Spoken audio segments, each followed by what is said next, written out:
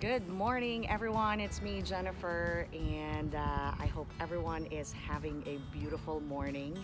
That's exactly my experience at the moment. As you can see, I am getting kissed by the beautiful sunshine. Way to get some vitamin D. And as you can probably also see and hear, I'm outside recording in my backyard. Anyways, I thought I'd make a video to basically share two specific things that has helped me a lot in staying peaceful and calm and appreciative and relaxed, over the last 18 days now of social distancing. And I'm gonna try my best to be as specific. I don't really have a script, so forgive me if I end up, talking so much. Um, but I thought it's an important thing to share because it has truly allowed me to stay peaceful. And the tricky thing with this kind of subject when it comes to spirituality and peace and real joy, um, it's above the mental knowledge. It's a lot of times it's true genuine experience of peace and joy and compassion and empathy. These are the things that's actually are really hard to put into words, so I'm gonna do my very best. But when I was contemplating about it and even asking myself how I've managed to stay, peaceful, and actually really appreciating, I truly in my heart, I really appreciate the time to relax. I have been a hairstylist for more than 10 years now. And of course, prior to that, I went to beauty school. That was another 15 months of beauty school. And so my body, is tired, being on my feet, and of course, I'm getting older, starting to really, feel the wear and tear of being in this industry. And so there's really like real appreciation for being able to relax.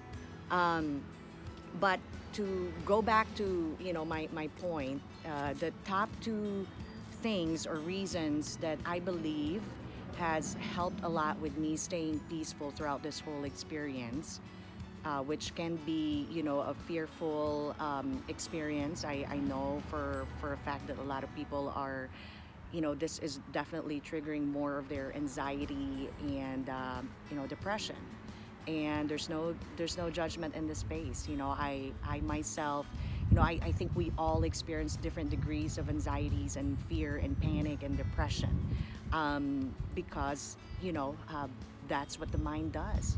Especially when you have become very possessed and taken over by the stream of thoughts, which usually thoughts that are designed to create more fear. It's a lot of times it's very hard to really get out of that, that space to even stop it, right? And so there's only compassion and understanding. um, and that's why I'm making this video, just to share. I'm hoping I could help. And so let me go to straight to the point now. So the first reason that I can definitely say helped me a lot is the spiritual practice and studying that I have started, I would say almost 4 years ago. Between 3 and 4, I can't really remember, but definitely more than 3 years now. And I don't know exactly, to be honest, how to put it very simply. I don't think it can be put very simply. After all, it's more than 3 year. Uh, you know, Sorry, there's a big truck that came in.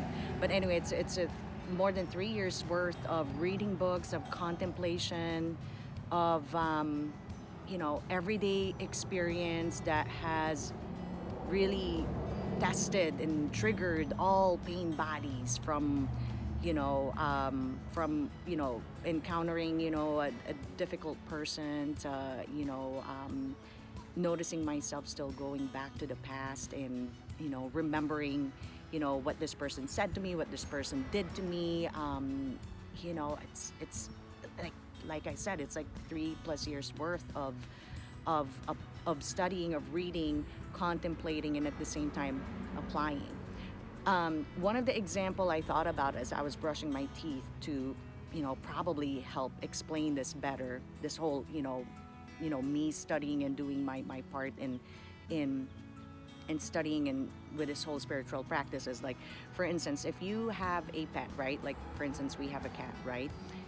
You do make time to kind of study their nature, right?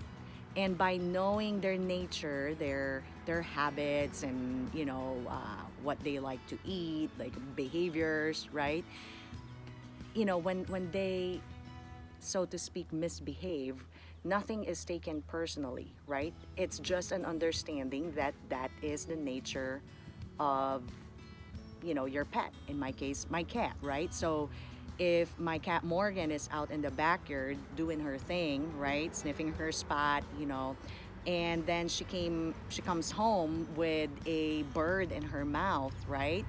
Oftentimes, I mean, depends how you label it, right? Like, a lot of people would label that as like, that's not good, like you shouldn't let your cat out, they will kill the birds.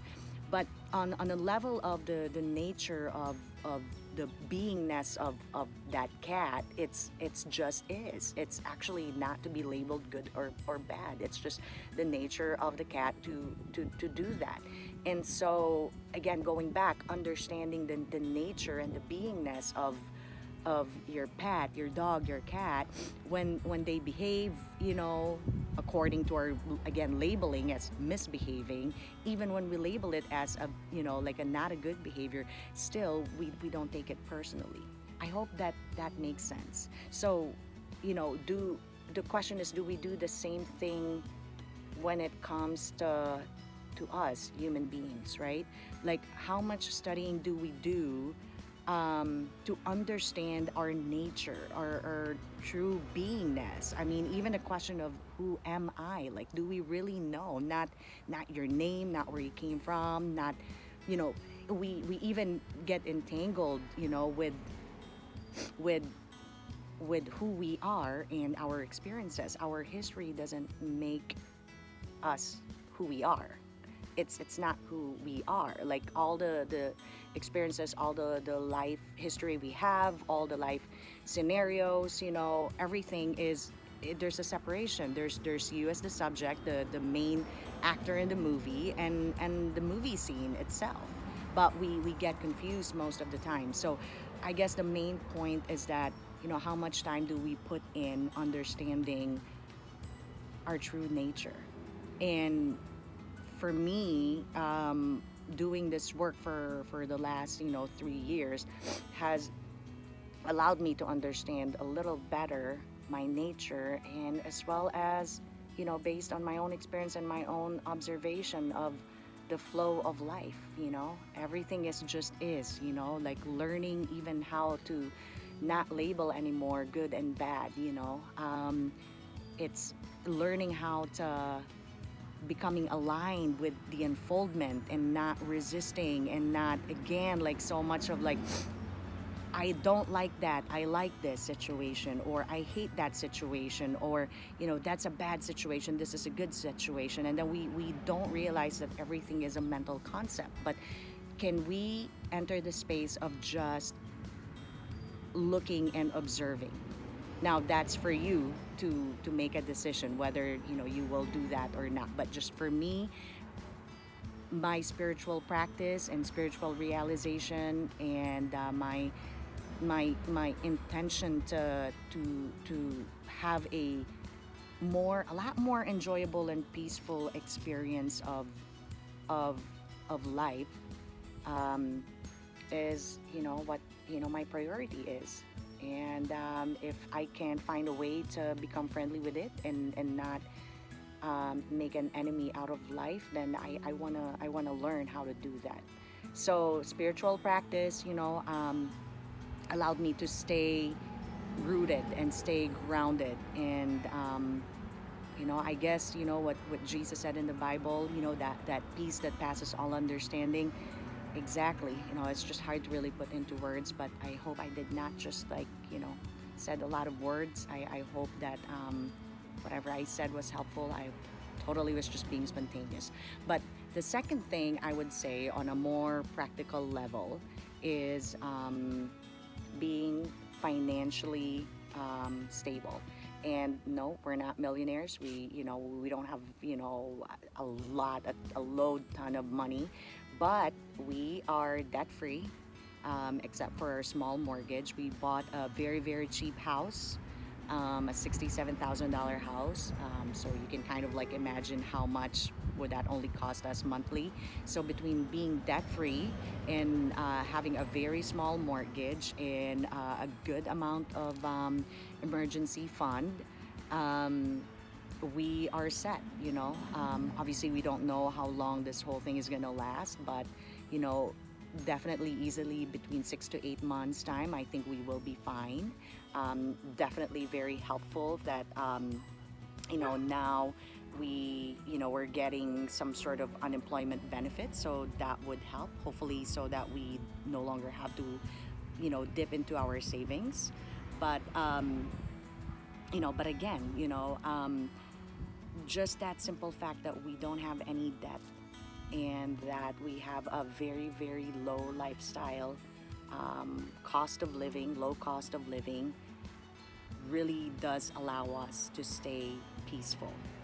So, those are my two combinations. My spiritual practice and spiritual realization, staying rooted, learning how to stay peaceful, aligned, and friendly with the now and the unfoldment, and of course, really it all boils down to having faith that everything really does happen for a reason. Everything is exactly how it is at the moment. I know it's a big thing to say that, what do you mean, like that people are dying and all of that. But it's just, you would just have to like experience it for yourself. um, we go back to just observing and see the flow of life. um, you know Flowers die, food rot, our body becomes old. The whole cycle of conception, birth to death, has always been the same cycle since day one. The point is that if you can allow yourself to just observe without labeling, you will see that nothing is ever personal. It just is. And in that space, if you can let go of the ego, there's that peace. That is where you will find a peace that passes understanding. Um, and again, learning how to save for the rainy days. Live below your means. You do this before the rainy day hits, and you take care of the inside, your spiritual well-being, and you take care of the outside, which in the material form is your finances. When storm hits, you will find yourself peaceful. Anyways, that's about it, and thank you for sticking with me.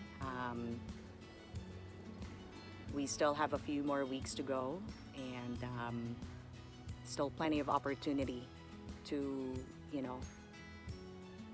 get connected with yourself and plan out how you are gonna be handling your finances moving forward, so when something like this happens again, you can stay peaceful and not become so anxious and fearful. But all of this will pass, and because again, that's part of the nature, right? The flow. Nothing lasts forever, so there's that cycle. Anyways, I'm gonna be signing off now, and you all take care, stay safe, keep healthy, and peace be with you all.